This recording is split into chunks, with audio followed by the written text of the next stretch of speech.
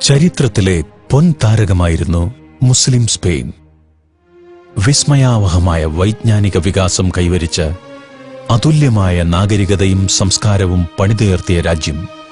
ഇസ്ലാമിനാൽ പ്രചോദിതരായി മുസ്ലിം സമൂഹം നടത്തിയ മുന്നേറ്റത്തിന്റെ ഫലം.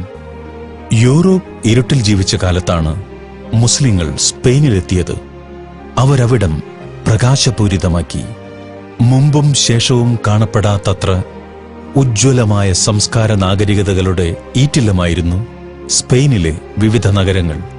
പടുകൂറ്റൻ ലൈബ്രറികൾ, അവയിൽ ശേഖരിച്ച ലക്ഷക്കണക്കിന് അപൂർവ ഗ്രന്ഥങ്ങൾ, ഭാഷ, സാഹിത്യം, ഭൂമിശാസ്ത്രം, ഗോളശാസ്ത്രം, സസ്യശാസ്ത്രം, വൈദ്യശാസ്ത്രം, തത്വശാസ്ത്രം തുടങ്ങിയവയിലുള്ള ആഴമേറിയ ഗവേഷണ പഠനങ്ങൾ, പ്രൗഢഗംഭീരമായ ശില്പകലകൾ, സർവ്വസംവിധാനങ്ങളുമുള്ള മനോഹര നഗരങ്ങൾ, വിദ്യാലയങ്ങൾ, സഞ്ചരിക്കുന്ന ആശുപത്രി ഉൾപ്പെടെയുള്ള ചികിത്സാ സംവിധാനങ്ങൾ, അവയ്ക്കെല്ലാം നിദാനമായ സാമ്പത്തിക സുസ്ഥിതി, കരുത്തുറ്റ ഭരണകൂടം, അഖണ്ഡതയും മതസാഹോദര്യവും, ക്ഷേമപൂർണമായ ജനജീവിതം തുടങ്ങിയ എല്ലാ അർത്ഥത്തിലും മഹത്തായ രാജ്യമായിരുന്നു മുസ്ലിം സ്പെയിൻ.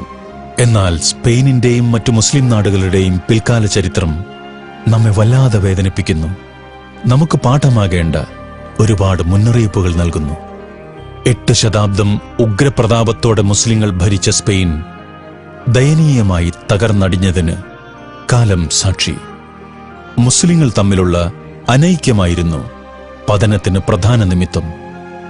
അവർ വ്യത്യസ്ത നാട്ടുരാജ്യങ്ങളായി തിരിഞ്ഞു. മലാഗയിൽ ബനു ഹമൂദ്, ടോളിഡോയിൽ ദുന്നൂൻ, സരഗോസയിൽ ബനു ഹൂദ്, കൊർദോവയിൽ ബനു ജഹ്വർ. ഇവർ പരസ്പരം ശത്രുത പുലർത്തുകയും ഓരോരുത്തരും മറ്റുള്ളവരെ നശിപ്പിച്ച് അധികാരവും മേൽക്കോയ്മയും നേടാൻ ശ്രമിച്ചു. അതിനുവേണ്ടി ശത്രുരാജ്യങ്ങൾ അവരെ കൂട്ടുപിടിച്ചു. വംശീയവും ദേശീയവുമായ സാഹോദര്യബന്ധമുള്ളവരായിരുന്നു അവരെല്ലാം. അതിലുപരി മുസ്ലിങ്ങൾ എന്ന അർത്ഥത്തിൽ ഇസ്ലാമിക സാഹോദര്യവും അവർക്കിടയിൽ ഉണ്ടാവേണ്ടതായിരുന്നു. പക്ഷേ അധികാരമോഹവും അത്യാഗ്രഹവും മുസ്ലിങ്ങളായ സമകാലിക ഭരണാധികാരികൾക്കെതിരെ ശത്രുക്കളെ സഹായിക്കാൻ പോലും അവരെ പ്രേരിപ്പിച്ചു.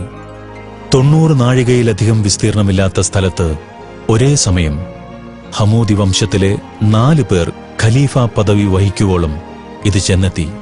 ആ മുസ്ലിം നേതാക്കന്മാർ ആയുധമേന്തി മുഖാമുഖം നിന്ന് പോരടിച്ചു. അവരുടെ പ്രസംഗപീഠങ്ങൾ പരസ്പര വൈരത്തിന്റെ എരിതീയിൽ എണ്ണയൊഴിച്ചു. ശത്രുക്കളാകട്ടെ മുസ്ലിങ്ങൾ തമ്മിലടിച്ച് ശക്തി ക്ഷയിക്കുന്നതിനും ദുർബലരാകുന്നതിനും തക്കം പാർത്തിരിക്കുകയായിരുന്നു.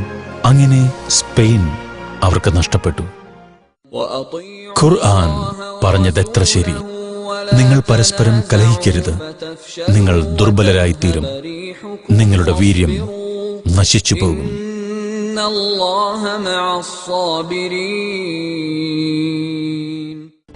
സ്പെയിനിന്റെ ദാരുണമായ പതന ചരിത്രം നമ്മെ നൊമ്പരപ്പെടുത്തുന്നതോടൊപ്പം നമുക്ക് താക്കീത് നൽകുകയും ചെയ്യുന്നുണ്ട്.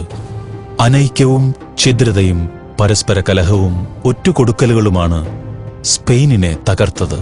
കേരളീയ മുസ്ലിങ്ങൾക്കിടയിലെ ഭിന്നതയുടെ പരിണിത ഫലവും ദുരന്തപൂർണമായ തകർച്ചയായിരിക്കുമെന്ന് നാം തിരിച്ചറിയേണ്ടതുണ്ട്.